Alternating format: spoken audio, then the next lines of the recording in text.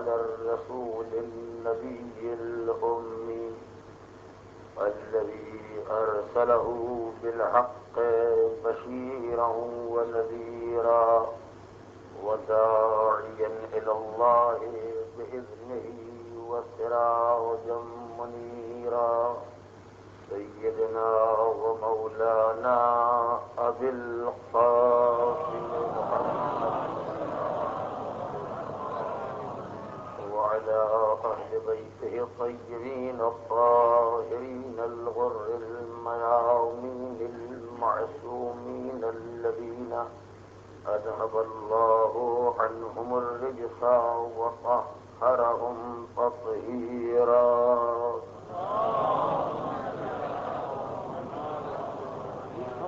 أما بعد فقد قال الله الحكيم في كتابه الكريم: بسم الله الرحمن الرحيم.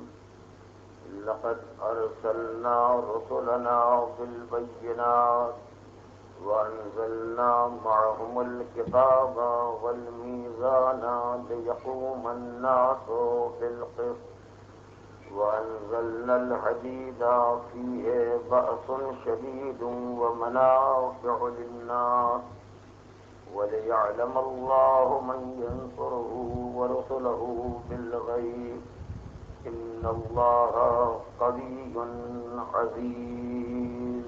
صلوات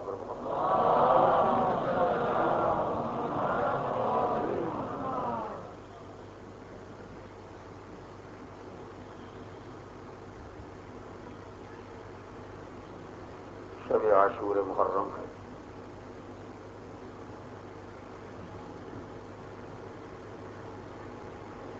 قرآن مجید کی اس آیہ کریمہ کے ذیل میں جو معروضات 9 دنوں میں ممکن تھے وہ میں نے آپ کے سامنے پیش کیے، اور ان سب کا ماحصل یہ تھا کہ دین اسلام توازن فکر و عمل کی دعوت ہے. زندگی کے ہر محاذ پر دین الہی کا ایک ہی مطالبہ ہے کہ انسان کی فکر بھی متوازن رہے اور انسان کا عمل بھی مستقیم اور معتدل رہے. جہاں جہاں زندگی میں افراط و تفریط، کمی اور زیادتی کے امکانات تھے، میں نے ان میں سے اکثر مقامات کی نشاندہی کرتے ہوئے یہ گزارش کی کہ حد سے آگے بڑھ جانے والے کدھر گئے اور حد سے پیچھے ہٹ جانے والے، رہ جانے والے کہاں رہ گئے، اور اسلام نے اس افراط و تفریط کے درمیان کون سا معتدل اور متوازن راستہ اختیار کیا ہے، چاہے وہ عقل و شرع کا جھگڑا ہو، چاہے وہ حق و فرض کا اختلاف ہو، چاہے حق اللہ اور حق العباد کی منزل ہو، چاہے تنہا عقائد کا مرحلہ ہو، چاہے تنہا عمل کی منزل ہو، چاہے عقیدے اور عمل کا مشترکہ محاذ ہو. ان سارے مقامات پر اسلام نے جو معتدل اور متوازن راستہ بتایا تھا وہ میں نے اجمالی طور پر آپ کے سامنے پیش کیا. زندگی کے مختلف مسائل میں کم سے کم 1 درجن مسائل ابھی میری نگاہ کے سامنے ہیں. ان اختلافات میں اسلام کی معتدل اور متوازن رائے کا معلوم کرنا ہر مسلمان کی ذمہ داری ہے. اجتماع اور انفراد کے درمیان توازن کیسے قائم ہو، مالک اور مزدور کی لڑائی میں توازن کیسے قائم ہو، حاکم اور رعایا کے اختلاف میں توازن کیسے قائم ہو، عالم اور جاہل کے اختلاف میں توازن کس طرح قائم کیا جائے،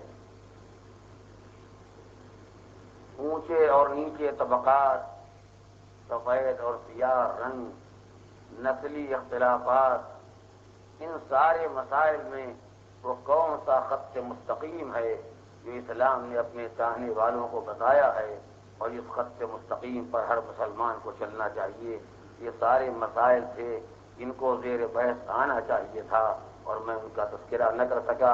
انشاءاللہ زندگی برقرار ہے تو آئندہ سال اگر موقع ہوگا تو میں یہ مسائل آپ کے سامنے رکھوں گا، اس لیے کہ بہرحال ان حقائق کی طرف متوجہ رہنا ہر کلمہ گو اور ہر مسلمان، ہر صاحب ایمان کی ذمہ داری ہے۔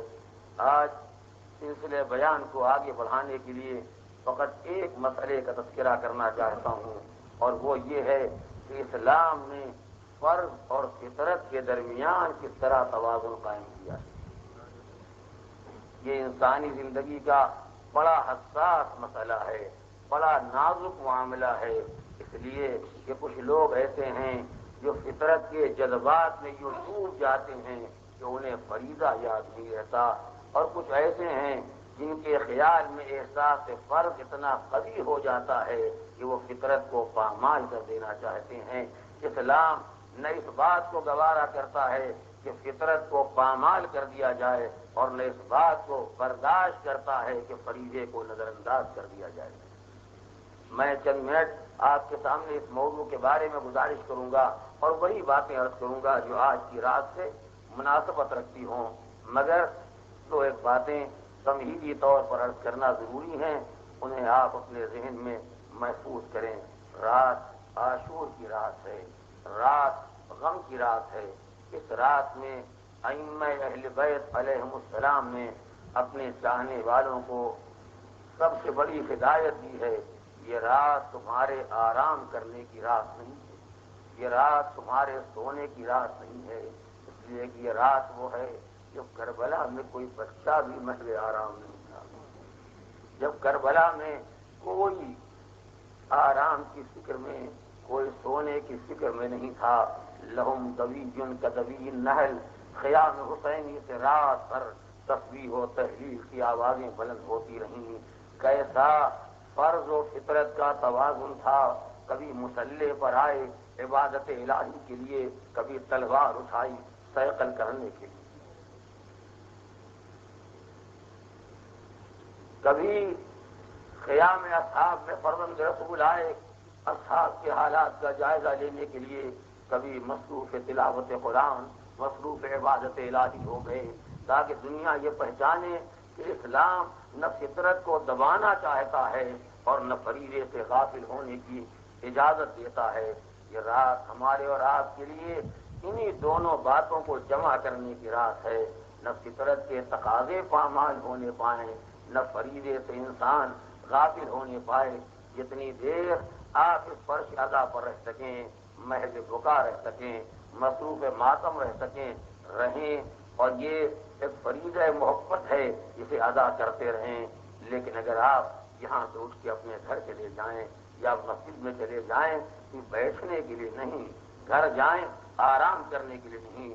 اسی لیے ائمہ معصومین نے آج کی رات جو اعمال چاہنے والوں کو تعلیم دیے ہیں، ان اعمال میں غم کے ساتھ عبادت الہی کو شامل کیا۔ غم مناؤ تاکہ تمہارے جذبات فطرت کا اندازہ ہو، عبادت کرو تاکہ شہیدان کربلا کے لیے کوئی نظر فراہم کر سکو۔ آج کی رات 100 رکعت نماز کی تعلیم دی گئی۔ یہ نماز پڑھو کیوں؟ تاکہ اس کا ثواب ان شہیدوں کی بارگاہ میں ہدیہ کیا جا سکے جنہوں نے ساری رات ایک طرف جنگ کی تیاری کی تو دوسری طرف عبادت الہی کی۔ نہ انہیں فریضہ جنگ، فریضہ بندگی سے غافل بنا سکا، نہ فریضہ عبادت اس ذمہ داری سے غافل بنا سکا کہ ہماری پہلی اور آخری ذمہ داری ہے کہ جب تک زندہ رہیں فرزند رسول پر آنچ نہ آنے پائے۔ اللہ، کیا حوصلے تھے، کیا جذبات تھے۔ مسلم ابن اوسجا گھوڑے سے گرے، زخمی ہو کر، زخموں سے چور ہو کر گھوڑے سے گرے ہیں۔ امام کو آواز دی ہے، امام چلے تو حبیب ساتھ چلے، آقا کو تنہا نہ جانے دیں گے۔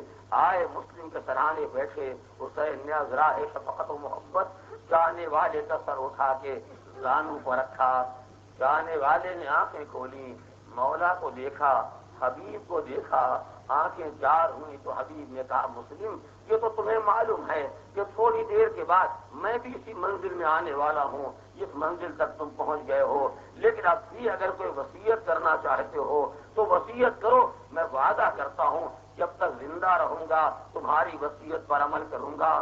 مسلم نے نہ یہ کہا کہ خیمے میں میری زوجہ ہے اس کا خیال رکھنا، نہ یہ کہا کہ میرا کمسن بیٹا ہے اس کا خیال رکھنا، آنکھیں کھولی، مولا کی طرف اشارہ کیا اور کہتے حبیب اسی کا بحاظ المظلوم، بس میری کوئی وصیت ہے تو اس مظلوم کے بارے میں ہے، دیکھو جب تک زندہ رہنا مولا پر آج نہ دے پائے۔ اجرکم اللہ، یہی وہ توازن تھا جو اصحاب حسین نے اپنے کردار میں برقرار رکھا۔ عزیزو، یہ غم کی رات اور آنے والا غم کا دن، اس میں ہمیں ان باتوں کی طرف متوجہ رہنا ہے۔ اس کے بعد معصومین نے تعلیم دی، عاشور کی رات ہو یا عاشور کا دن ہو، اس غم کا تقاضا یہ ہے کہ آپس میں جب ملاقات کرو خیریت دریافت نہ کرو۔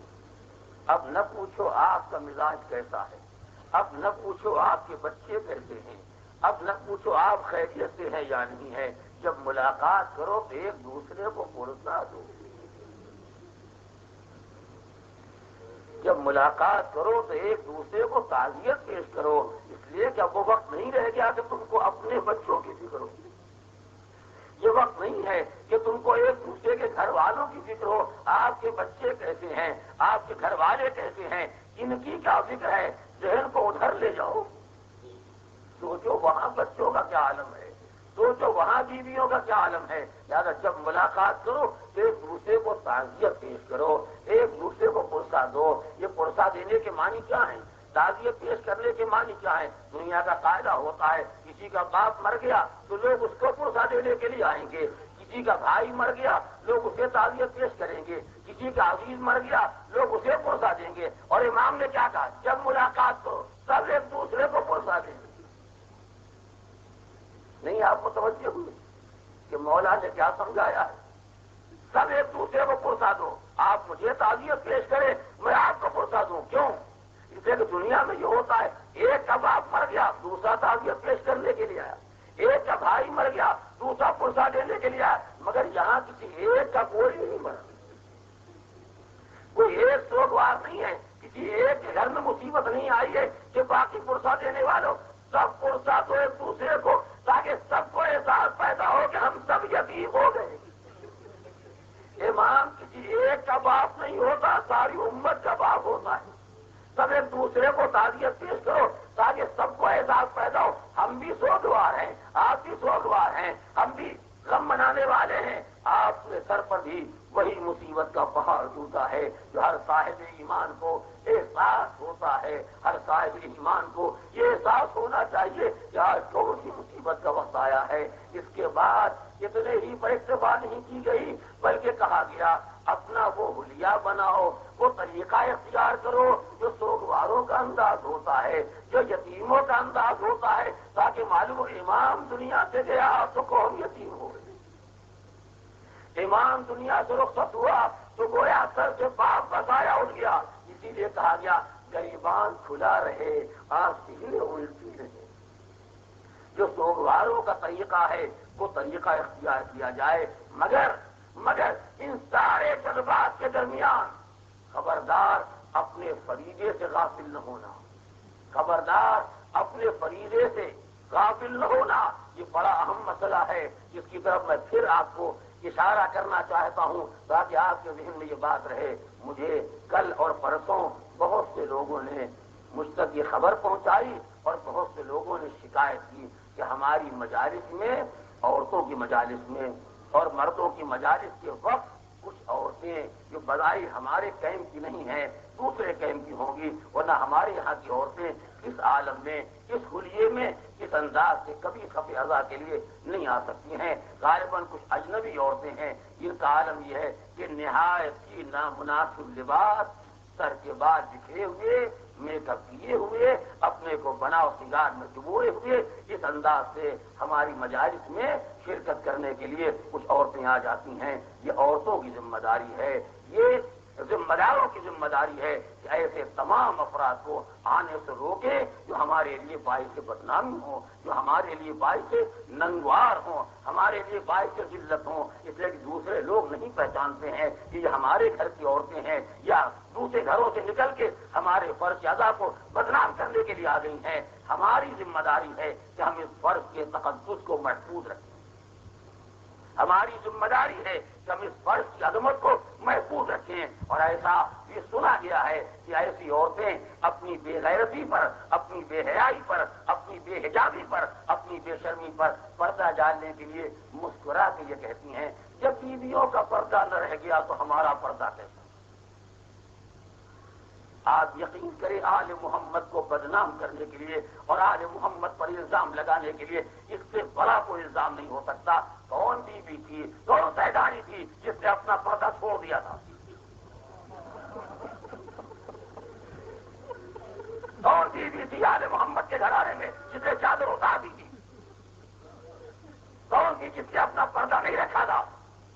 آج تک 1300 برس سے اسی پر ہو رہے ہیں جو ان کا پردہ رہنے نہ پایا، ان کی چادر رہنے نہ پائی، ظالموں نے ان کی چادر کو رہنے نہیں دیا۔ ایسی عورتوں کو سمجھائیے، کل ان کو یزید مل گیا تھا، کل ان کو یزیدی مل گئے تھے جنہوں نے ان کا پردہ نہیں رہنے دیا تھا۔ تمہارے گھر میں کون یزید پیدا ہو گیا؟ تمہارے گھر میں کون ظالم پیدا ہو گیا جسے تمہارا پردہ نہیں رہنے دیا؟ آج تک ماتم اسی کا ہوتا ہے کہ پردہ داروں کا پردہ نہ رہ گیا، سیدانیوں کی چادریں نہ رہ گئی۔ اور یہ غم اتنا عظیم غم ہے کہ جس نے اپنے سامنے 72 لاشیں دیکھے، جس نے اپنی نگاہ سے 72 لاشیں دیکھے، اس کے سامنے بھی جب یہ مسئلہ آیا اور چاہنے والے نے کہا مولا شہادت تو آپ کے گھر کی میراث ہے، آپ کا قیاس یعقوب پر نہیں ہو سکتا۔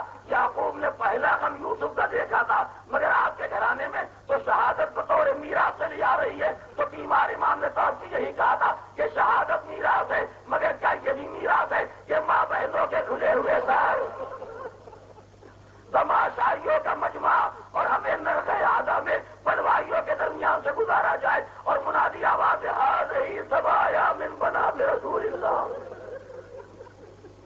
تماشائیوں تماشا دیکھو، یہ دختران پیغمبر ہیں جنہیں قیدی بنا کر لایا جا رہا ہے۔ ارے تمہیں کیا معلوم کہ مجھ پر کیا گزر گئی؟ تمہیں کیا معلوم کہ اس موقع پر میرے دل کا کیا حال تھا؟ اب ذکر آ گیا ہے تو یہ جملہ یاد رکھیے گا، عابد بیمار کا مرثیہ ہے، عابد بیمار کا مرثیہ ہے اور عابد بیمار کا خطبہ ہے۔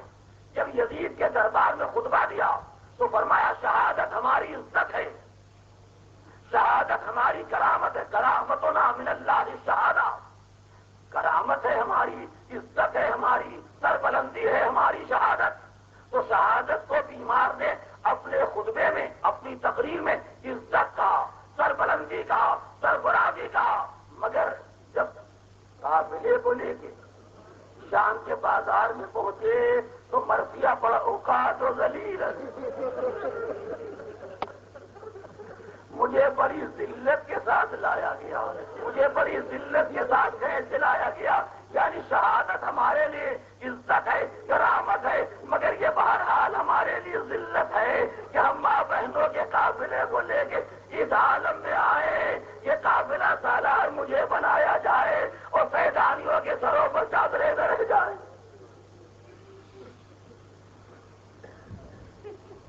راوی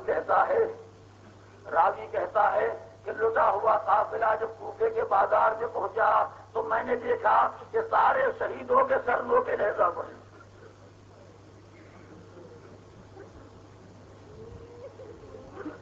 سارے شہیدوں کے سر نو کے نیزہ پر ہیں، ایک شہید کا سر گھوڑے کی گردن میں لگ جائے۔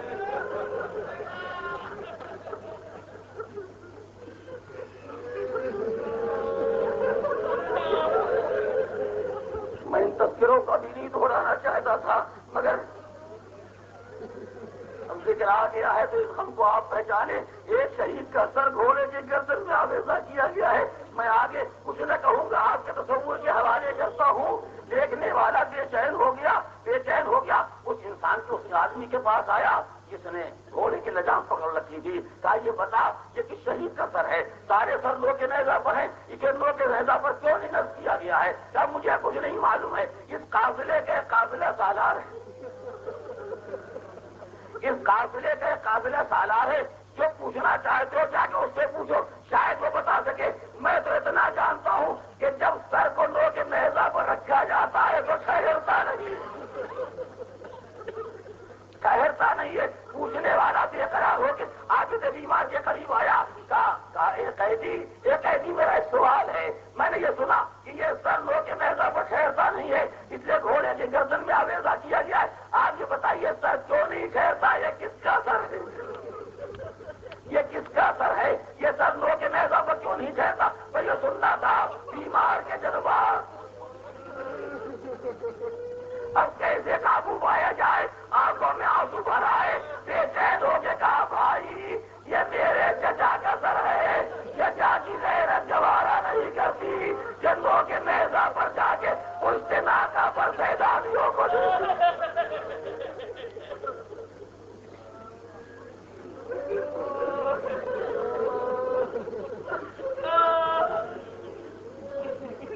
اجرکم علی اللہ، خدا آپ کو کسی غم میں نہ لائے سوائے ہمیں آل محمد۔ کبھی غم کبھی عاشور، میں بھی دھیرے دھیرے یہ تذکرہ کرتا رہوں گا، آپ روتے رہیں گے۔ کوئی تسلسل تلاش نہ کریں، کوئی ارتباط تلاش نہ کریں، یہ تذکرے آپ کے سامنے آتے رہیں گے اور آپ آنسو بہاتے رہیں گے۔ یہی اس رات کا تقاضا ہے، یہی اس فرش عطا کا مطالبہ ہے۔ عزیزو، دین اسلام نے انسان کو متوجہ کیا، اپنی فطرت کو بھی یاد رکھو، اپنے فریضے کو یاد رکھو۔ میں موقع یاد دلاؤں، پیغمبر اسلام کے فرزند ابراہیم کا انتقال ہوا، پیغمبر اسلام کے فرزند ابراہیم کا انتقال ہوا۔ پیغمبر کے سامنے اپنے بیٹے کا جنازہ ہے، پیغمبر کے سامنے اپنے لال کا جنازہ ہے، اور پیغمبر کی آنکھوں سے آنسو جاری ہیں۔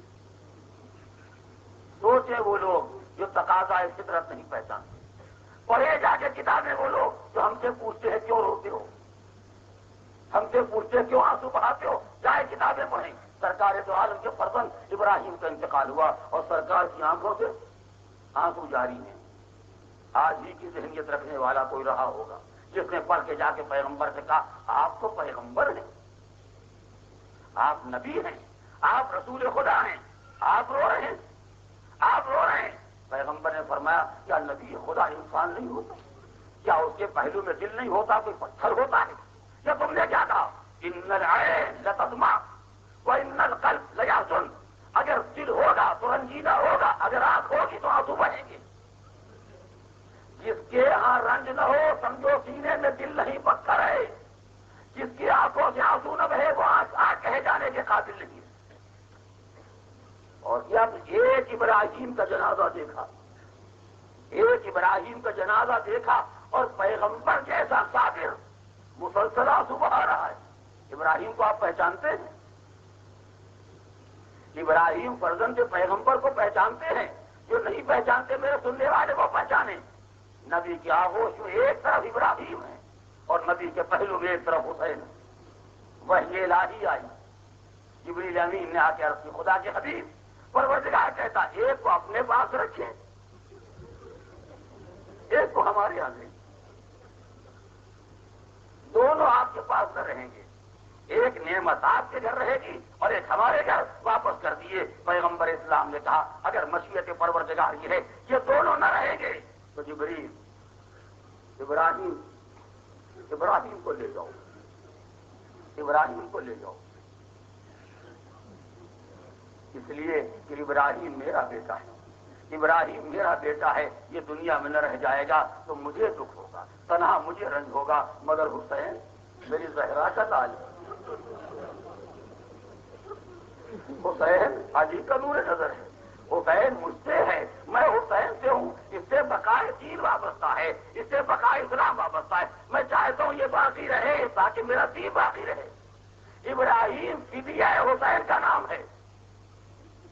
ابراہیم فدیہ حسین کا نام ہے، یعنی جس کو نبی نے دے کے حسین کو بچایا ہے، جب اس کے غم میں پیغمبر یوں رو رہے ہیں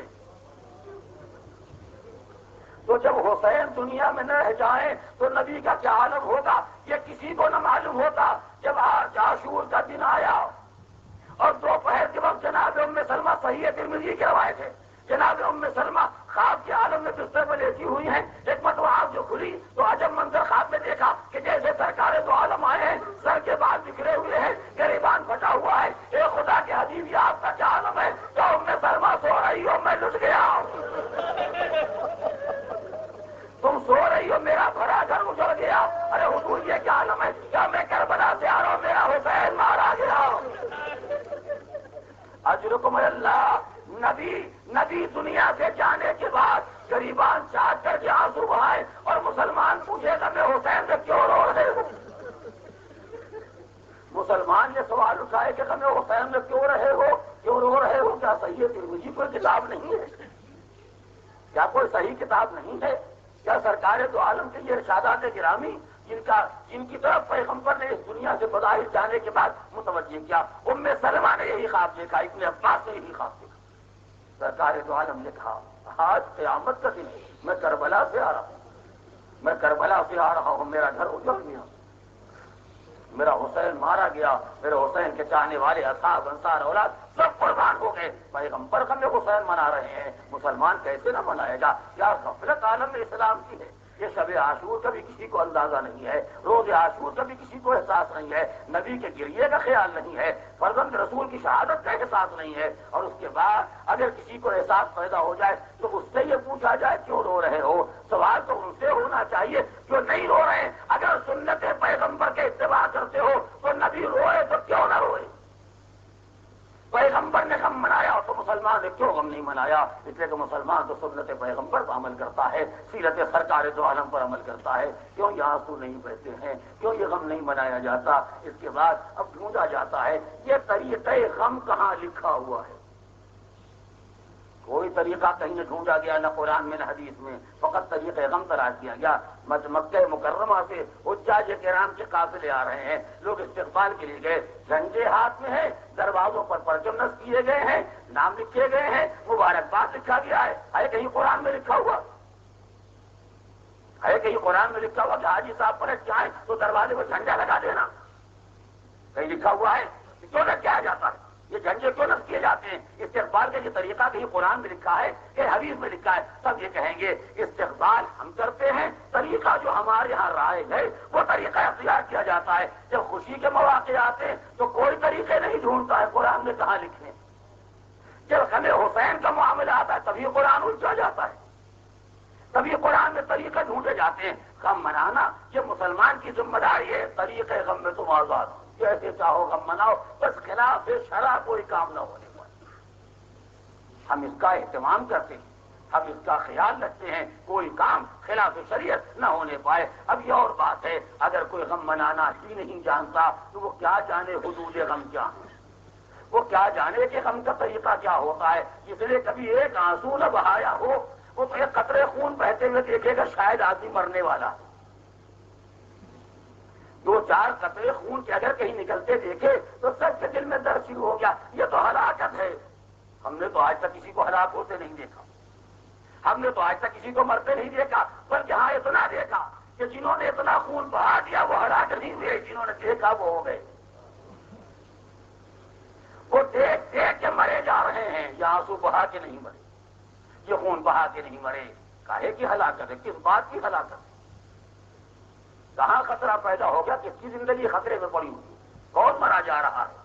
تھوڑی دیر کبھی کسی کے غم میں شرکت کر کے، کبھی کسی کے غم میں ساتھ دے کے انسان یہ دیکھے غم کا طریقہ کیا ہوتا ہے، غم کا اسلوب اور انداز کیا ہوتا ہے، کسی کے غم میں شرکت کیسے کی جاتی ہے، کسی کے غم کو کیسے منایا جاتا ہے۔ یہ وہ غم ہے جس میں سب شریک رہے۔ اگر آپ تاریخ غم حسین پڑھیں گے تو آپ کو اس میں شرکت جناب آدم ملے گی، گی، شرکت جناب موسیٰ نظر آئے گی، شرکت جناب ابراہیم نظر آئے گی۔ حسین کی پیدائش سے پہلے یہ غم منایا گیا ہے، جب جبریل امین نے جناب آدم کے سامنے ذکر کیا، جب جناب موسیٰ کے سامنے ذکر آیا، جو خود سرکار دو عالم کی گود میں حسین آئے اور جبریل نے آ کے کہہ دیا پیغمبر آپ جس لال کو بوسے دے رہے ہیں، جس سے اظہار محبت فرما رہے ہیں، یہ کربلا میں پیاسا ذبح کر دیا جائے گا، تو نبی کے آنکھوں میں آنسو آ گیا، ابھی حسین زندہ ہیں، نبی رو رہے ہیں۔ اور ہم نے بہت بڑے بڑے انسانوں کو غموں میں روتے دیکھا ہے، یہ غم کوئی نئی بات نہیں ہے، یہ رونا کوئی نئی بات نہیں ہے۔ پیغمبر ہجرت کر کے غار تک پہنچے، پیغمبر اسلام ہجرت کر کے غار تک پہنچے، صحابی کو فقط یہ احساس پیدا ہو گیا کہ دشمن آگے سرکار کو قتل نہ کر دیں، ہے تاریخ میں یا نہیں؟ آنکھوں میں آنسو آ گئے، قرآن نے اشارہ کیا، کیوں یہ صحابی کی آنکھوں میں آنسو کیوں آ گئے؟ یہ خیال پیدا ہو گیا، تاریخ یہی کہتی ہے یہ خیال پیدا ہو گیا کہیں حضور قتل نہ ہو جائیں، تو اگر قتل ہو جانے کے خیال میں رونا جائز ہے، توجہ کریں، اگر قتل ہونے کے تصور کی بنا پر آنسو بہایا جا سکتا ہے، تو جہاں وہ قتل ہو جائے جس کے بارے میں نبی کہے میں اس سے ہوں، اس کے غم میں کیسے آنسو نہ بہائے جائیں، اس کا غم کیسے نہ منایا جائے گا، اس کے غم میں یہ سیل عرش کیوں نہ روا ہوں گے؟ یہ انسان کی فطرت بھی ہے اور یہ انسان کا فرض بھی ہے، انسان کی ذمہ داری بھی ہے۔ غم حسین ایک فریضہ ہے، غم حسین ایک ذمہ داری ہے، زہرا کی تمنا ہے، نبی کا ارشاد گرامی ہے، سرکار دو عالم کی سیرت کا اتباع ہے۔ اگر اتنے مسائل آپ کے سامنے ہیں، کسی کی فطرت اگر ہنسنے کو اس کا جی چاہتا ہے تو وہ اپنے فریضے غم کو یاد رکھے، کسی انسان کو بے موقع رونے کو جی چاہتا ہے تو رونے کا موقع پہچانے کہ کہاں رونا ہے اور کہاں نہیں رونا ہے، تاکہ فطرت اور فرض میں توازن پیدا ہو جائے۔ بس عزیزان محترم، میں نے یہ باتیں اس لیے عرض کی ہیں، یہ تذکرہ ضروری ہے، اور خوشی ہو یا غم ہو ایک قانون یاد رکھیے گا جو سارے عالم اسلام میں مشترک ہے،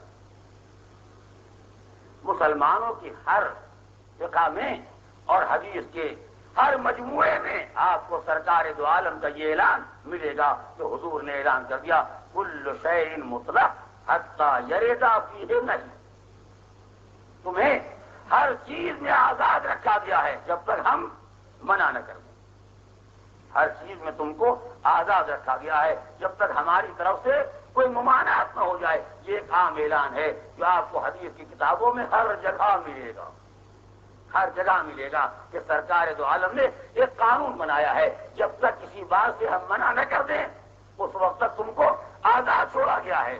اگر سرکار فرماتے کہ فلاں موقع پر فرش نہ بچھاؤ تو نہیں بچھنا چاہیے، اگر سرکار کہیں گاڑی میں نہ بیٹھو تو نہیں بیٹھنا چاہیے، اگر سرکار فرمائے ایسا لباس نہ پہنو تو نہیں پہننا چاہیے، سرکار اگر فرمائے مائک نہ لگاؤ تو نہیں لگنا چاہیے، سرکار اگر فرمائے سڑکیں نہ بناؤ تو نہیں بننا چاہیے، سرکار اگر فرمائے 12-15 منزلہ بلڈنگ نہ بناؤ تو نہیں بننا چاہیے۔ لیکن اگر سرکار نے منع نہیں کیا ہے تو سڑک بھی بنے گی، اسپتال بھی بنے گا، اسکول بنے گا، بلڈنگ بنے گی، فرش بچھے گا، مائک لگے گا، طرح طرح کے کپڑے بنائے جائیں گے، طرح طرح کے سامان زندگی فراہم کی جائیں گے، اور سب کی ایک دلیل ہے کہ حضور نے کہا جب تک ہم منع نہ کر دیں جائز ہے۔ توجہ کیا آپ نے؟ جب تک ہم پابندی عائد نہ کر دیں جائز ہے۔ اسی قانون کی بنا پر مسلمان ساری زندگی گزار رہا ہے، ورنہ نہ کہیں قرآن میں نہ کہیں حدیث میں نہ کسی کی موٹر ہے، نہ کسی کا ہیلی کاپٹر ہے، نہ کسی کی بلڈنگ ہے، نہ کسی کا جہاز ہے، نہ کہیں کی سڑک ہے، نہ کہیں کا اسپتال ہے، نہ کسی کا کالج ہے، نہ کسی کی یونیورسٹی ہے، نہ کسی کا ریڈیو ہے، نہ کسی کا ٹی وی ہے۔ یہ سب جو رائج ہوا ہے اس کی ایک ہی دلیل ہے کہ سرکار نے کہا جب تک منع نہ کریں جائز، جب تک پابندی عائد نہ کریں مباح۔ یہ سارے عالم اسلام کا قانون ہے، بلکہ عالم اسلام تو اتنا آگے بڑھ گیا کہ سرکار منع بھی کرے تو جائز۔ ہر فقہ اسلامی میں گانا حرام ہے، ہر فقہ اسلامی میں گانا حرام ہے، مگر عالم اسلام میں جائز ہے۔ تو جہاں سرکار نے منع کر دیا وہ تو ہو سکتا ہے، اور جہاں سرکار نے منع نہیں کیا، پابندی عائد نہیں کی، نہیں کہا کہ اس طریقے سے غم ہوگا، اس طریقے سے نہیں ہوگا، کتنے آنسو بہیں گے زیادہ نہ بہنے پائیں، اتنا اجتماع ہوگا زیادہ نہ ہونے پائے۔ جب سرکار نے کوئی پابندی عائد نہیں کی تو اسی قانون کی بنا پر، جس قانون کی بنا پر مسلمان کی ساری حیات آزاد ہے، اسی قانون کی بنا پر فرزند رسول کا غم آزاد ہے۔ جب تک کوئی پابندی عائد نہ ہو جائے، آپ کسی سے جائز ہونے کی دلیل نہیں پوچھ سکتے ہیں، آپ پہلے اس کو حرام ہونے کی دلیل بتائیے۔ توجہ کر رہے ہیں؟ آپ کو یہ پوچھنے کا کسی کو حق نہیں ہے کہ یہ آپ نے لباس پہن لیا، یہ جائز ہے یا نہیں۔ آپ ثابت کریں کہ حرام ہے، جیسے کہ رسول کا اعلان عام ہے، جب تک حرام ثابت نہ ہو جائے جائز ہے، جب تک پابندی عائد نہ کر دی جائے مباح ہے، مطلق ہے، آزادی ہے۔ جب تک پابندی عائد نہ ہو جائے تو یہ دنیا کی ذمہ داری ہے کہ پابندیاں ثابت کریں۔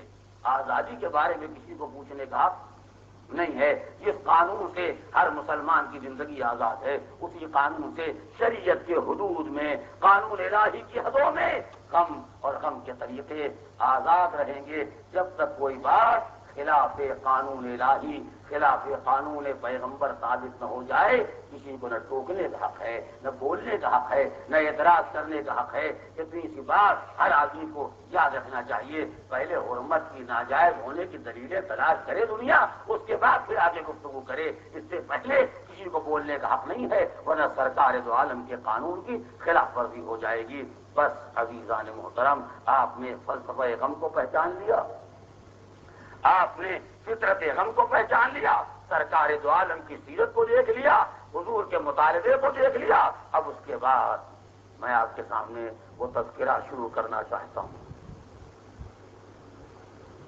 یہ تذکرہ پورے کربلا کے واقعے سب سے زیادہ دردناک، الم انگیز، اپنوں کا ذکر نہیں، اس کا ذکر کر رہا ہوں جس کی حالت کو دیکھ کے ظالم روتی ہے،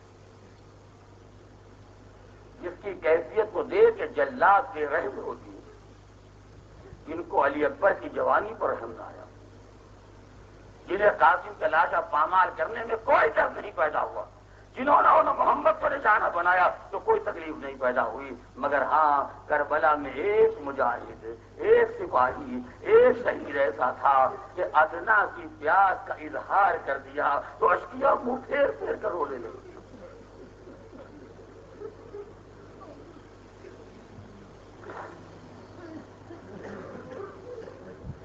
آج کی رات مجھے اسی فدیے راہ خدا کا ذکر کرنا ہے جو حسین کا آخری فدیہ ہے،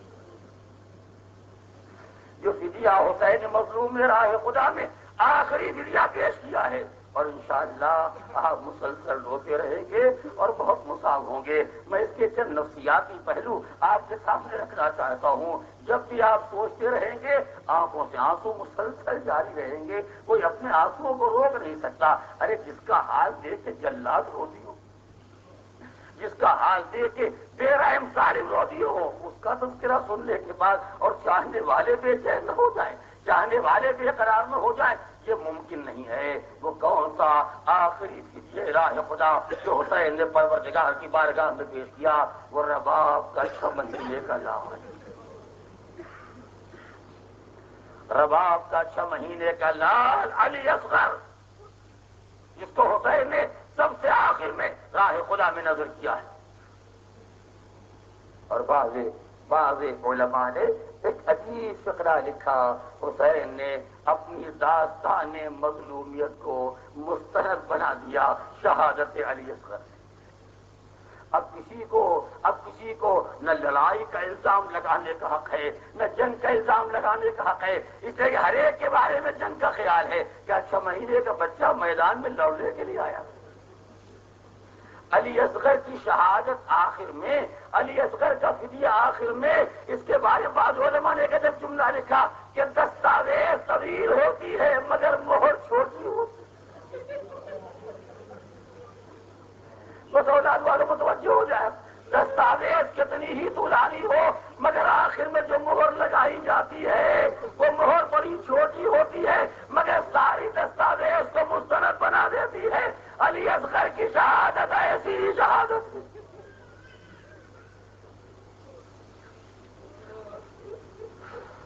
اجرکم اللہ، میں ذکر شہادت سے پہلے نہیں، مجھ میں ہمت نہیں ہے، میں کہنا بھی نہیں چاہتا تھا، مگر 2 دن سے مسلسل جب مجھے تصور پیدا ہو جاتا ہے میرا دل بے چین ہو جاتا ہے۔ میں آپ کو 2 فکریں سنانا چاہتا ہوں۔ 2 دن پہلے میں نے حجت الاسلام خامنئی کہ خطبہ جمعہ میں آخر میں انہوں نے کہا میرا جی چاہتا ہے محرم ہے میں کچھ تذکرے مصیبت کروں، مگر شاید 2-3 منٹ سے زیادہ بیان نہیں کر سکے، نہ وہ برداشت کر سکے نہ سامعین برداشت کر سکے۔ 2 جملے انہوں نے کہے، خدا جانتا جب میں سوچتا ہوں میرا دل بے چین ہو جاتا ہے۔ میں چاہتا ہوں 2 جملے آپ کو سنا دوں تاکہ آج نہیں جب بھی آپ ان جملوں کے بارے میں سوچیں اور جب خدا نہ کرتا ایسے حالات سے 2-4 ہو تو علی اصغر سب کو یاد آئیں گے، علی اصغر سب کو یاد آئیں گے۔ وہ کہتے کربلا میں سارے مسائل میں عرض کر سکتا ہوں نہ آپ سوچ سکتے ہیں، مگر 2 جملے سوچو۔ اور وہ 2 جملے کیا ہیں؟ جب کسی موقع پر خدا نخواستہ کبھی ہمارے گھر میں پائپ بند ہو جاتا ہے،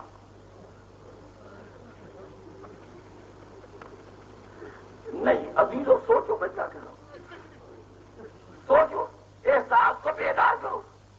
جب کسی گھر میں اتفاقاً پائپ بند ہو جاتا ہے تو یوں تو پیاس کا خیال سبھی کو پیدا ہوتا ہے، اگر پانی 2 گھنٹے کے بعد نہ آیا تو کیا ہوگا، اگر 4 گھنٹے تک نہ آیا تو کیا ہوگا، اگر 6 گھنٹے تک پانی نہ آیا تو کیا ہوگا۔ یہ پریشانی تو ہر ایک کو ہوتی ہے، مگر جس گھر میں چھوٹے بچے ہوتے ہیں، جس گھر میں چھوٹے بچے ہوتے ہیں اس گھر میں بیویاں بے چین ہو جاتی ہیں، پانی کا انتظام کرو ورنہ اگر پائپ میں پانی نہ آیا اور بچے نے پانی مانگ لیا تو کیا ہوگا۔ ہائے ہائے، سوچ رہے ہیں آپ میں نے کیا کہا، اگر بچے نے پانی مانگ لیا تو کیا ہوگا۔ یہ 2-4 گھنٹے جب پائپ میں پانی نہیں آتا تو گھر کی عورتوں کا یہ عالم ہوتا ہے، ارے کیا چلے جاتا رباب نا۔ 3 دن گزر گئے، خیمے میں قطرہ آب نہیں ہے، بچہ پیاس سے کیا بلب ہے، مگر ماں کلیجہ سنبھالے ہوئے ہے۔ یہ ایک تصور ہے، ایک احساس ہے، اور دوسرا ذکر انہوں نے عجیب کہا۔ اور اگر کبھی ایسا ہوتا ہے، کبھی ایسا ہوتا ہے کہ گھر میں الیکٹرک فیل ہو گئی، بجلی فیل ہو گئی، اب پنکھا نہیں چل رہا ہے، اے سی نہیں چل رہا ہے، تو ہر ماں کو یہ خیال پیدا ہوتا ہے بچہ اگر گرمی سے بے چین ہو گیا تو کیا ہوگا، بچہ اگر گرمی سے تڑپنے لگا تو کیا ہوگا۔ یعنی کبھی گرمی کا احساس پیدا ہوتا ہے، کبھی پیاس کا احساس پیدا ہوتا ہے۔ جہاں زمین تپ رہی ہو، آفتاب آگ برسا رہا ہو اور ماں بچے کے جھولے کے پاس بیٹھی ہوئی دیکھ رہی ہے، کبھی گرمی کا احساس، کبھی پیاس کا احساس۔ ارے اصغر کا کیا عالم ہے اور رباب کی کیا کیفیت ہے۔ ثانیہ زہرا یہ منظر دیکھ رہی ہے، کیا کربلا والوں پر گزر گئی، کیا کربلا کی بیویوں پر گزر گئی۔ یہ تو آج ہم اور آپ تصور بھی نہیں کر سکتے ہیں، ہم آپ سوچ نہیں سکتے ہیں کہ بیویوں کا کیا عالم رہا ہوگا، سیدانیوں کا کیا عالم رہا ہوگا۔ جب سوچئے گا اور جب خدا نخواستہ اس مصیبت سے 2-4 ہو جائیے گا، کبھی ایسی اوقات ہو جائے گی تب آپ کو علی اصغر یاد آئیں گے، تب ہماری بہنوں کو رباب یاد آئے گی۔ یہ کیا ہمت تھی، کیا حوصلہ تھا۔ رباب نے اپنے بچے کو کیسے دیکھا ہوگا، ایسی ہی کشمکش میں کہ ایک طرف گرمی کی تپش، ایک طرف پیاس کا عالم، ایسے ہی عالم میں منظر یہ ہے کہ ایک میدان میں جاتا ہے، اس کے بعد دوسرا جاتا ہے، اور جو جاتا ہے پلٹ کے نہیں آتا۔ مولا مقتل میں جاتے ہیں، جنازہ لے کے آتے ہیں۔ حسین میدان میں جاتے ہیں اور جنازہ لے کے آتے ہیں۔ جب کوئی نہ رہ گیا تو ایک مرتبہ آقا نے آواز بلند کی، حل منا عسر ینصرنا، حل منا عسر ینصرنا، حل من مغیث یغیثنا۔ ہے کوئی مددگار جو میری مدد کرے، ہے کوئی جو میری فریاد کو پہنچے۔ ہائے نبی کا نواسا، آواز دے رہا کوئی ہے جو میری فریاد کو پہنچے، مگر اب کون ہے؟ سب تو میدان میں گلے کٹائے سو رہے ہیں۔ ایک مرتبہ خیمے میں کوہرام برپا ہوا، سیدانیوں کے رونے کی آوازیں بلند ہوئی، فرزند رسول دوڑ کے میرے خیمہ تک آئے۔ آواز دی بہن زینب، یہ کوہرام کیسا ہے، یہ رونے کی آواز تو بلند ہو گئی۔ کیا بھیا آپ کی آواز سن کے علی اصغر نے اپنے کو جھولے سے گرا دیا۔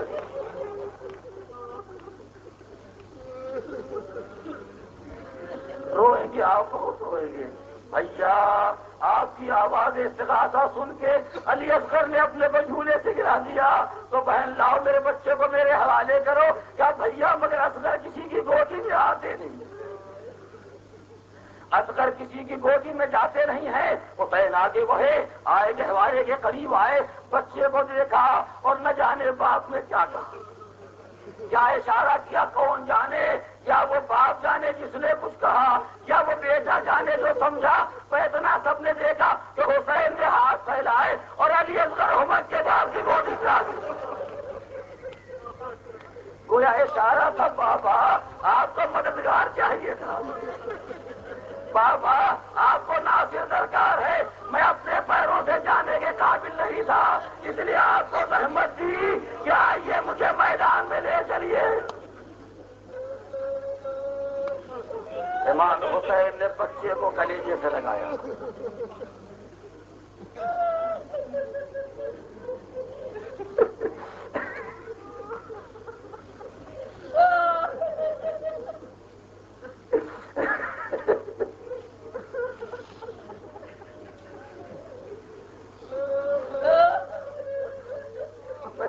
میں کن لفظوں میں تذکرہ کروں گا. امام حسین نے بچے کو کلیجے سے لگایا, لے کے چلے اولاد والوں. اور خصوصیت ہے میں اپنی بہنوں کو آواز دوں گا, اس منظر کی نزاکت کو ان کے علاوہ کوئی نہ سمجھے گا. لے کے چلے, جب میرے خیمہ کے قریب پہنچے باہر نکلنے کے لیے تو دیکھا رباب سر جھکائے کھڑی.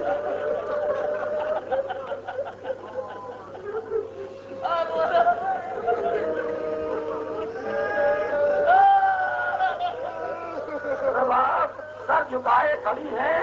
امام حسین نے کہا رباب خیر تو یہاں کیوں آگے کھڑی ہو گئی؟ کہا صبح سے دیکھتی ہوں جو گیا پھر واپس نہیں آیا, جو میدان میں گیا پلٹ کے نہیں آیا. چاہتی ہوں چلتے چلتے اپنے لال کا آخری دیدار اپنے علی اصغر کو دیکھ لوں. حسین نے تسلی دی, رباب سارے جانے والوں میں اور تمہارے لال میں فرق ہے. جو اب تک میدان میں جا رہے تھے ان کے بارے میں یہ خیال ہو سکتا تھا لڑنے کے لیے آئے ہیں, جنگ کرنے کے لیے آئے ہیں, مگر 6 مہینے کا بچہ تو جنگ نہیں کرتا. میں علی اصغر کو لے جا رہا ہوں, شاید ظالموں کو اصغر کے حال پر رحم آ جائے. ماں کا دل ٹھہر گیا, حسرت بھری نگاہوں سے اپنے لال کو دیکھا. جاؤ بیٹا جاؤ, خدا حافظ.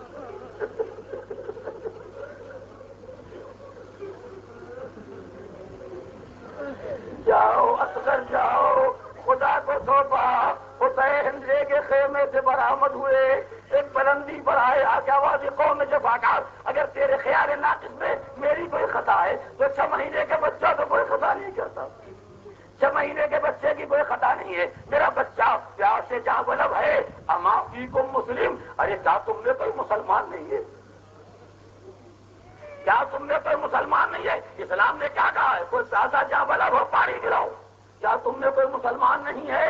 کوئی جواب نہ ملا. مولا کے دل پر چوٹ لگی, جملہ بدل دیا, فرمایا اچھا اگر مسلمان نہیں ہو تو کیا تم میں کوئی صاحب اولاد نہیں؟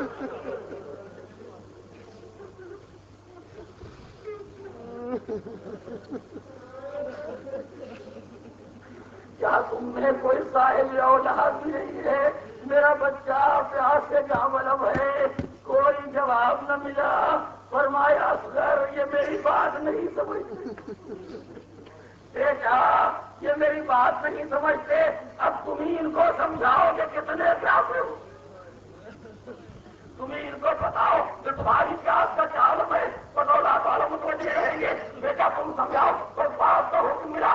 علی اصغر نے اپنی سوکھی زبان کچھ ہوٹوں پر پھرانا کی. سوکھی زبان کچھ ہوٹوں پر پھرانا شروع کی. تو یہ منظر دیکھ کے وہ کیا میں ترازو برپا ہو گیا. تعلیم پھیر پھیر کر رونے لگے. ارے اصغر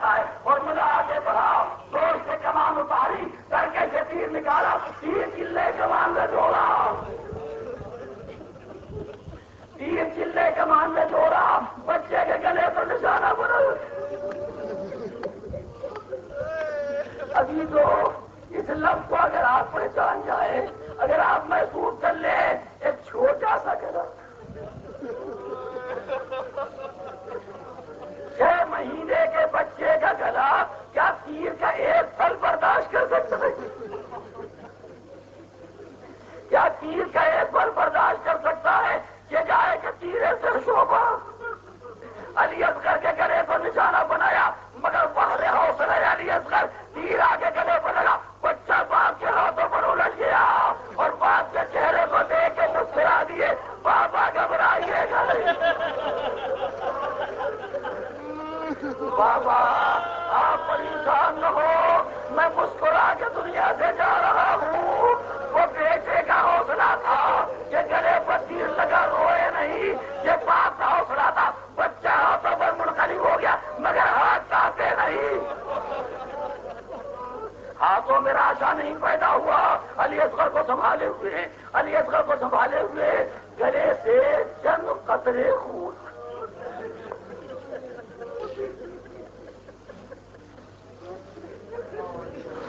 خون کے چند قطرے حسین کے ہاتھوں میں ہے، کس کے حوالے کرے؟ آسمان کے حوالے کرے، ادھر فریاد کی آواز بلند ہے، زمین کے حوالے کرے، زمین فریاد کر رہی، حسین یہ خون ناحق کا بوجھ نہ اٹھ سکے گا، خون ناحق کا بوجھ نہ اٹھ سکے گا، اس وزن کو کون سنبھالے گا؟ حسین دیکھ رہے ہیں زمین و آسمان میں طاقت نہیں ہے مگر محمد کے نواسے میں طاقت ہے، ایک مرتبہ اصغر کے خون کو چہرے پر مر کے آواز ہی بیٹا گواہ رہنا، میں سر میں یوں ہی نانا سے ملاقات کروں، ہاکذا القا جدی رسول اللہ، قیامت کے دن یوں ہی پیغمبر سے ملاقات کروں گا، بچے کو گلے سے لگا لیا، بس اب اس سے آگے میں نہ بڑھ سکوں گا، آخری منزل مجلس تمام کر رہا ہوں، بچے کو گلے سے لگا لیا اور خیمہ گاہ کا رخ کیا، خیمہ گاہ کا رخ کیا، چند قدم چلے، سر خیمہ کے قریب پہنچے، نہ جانے کیا خیال آیا، شاید یہ سوچ رہے ہیں کہ میں نے تو یہ منظر دیکھ لیا مگر رباب کیسے دیکھ، ماں اپنے لال کے یہ عالم کیسے دیکھے گی؟ پلٹ آئے پھر آگے بڑھے، پھر کچھ خیال آیا واپس آئے، بعض روایات میں 7 مرتبہ آگے بڑھے، پیچھے ہٹے، انا للہ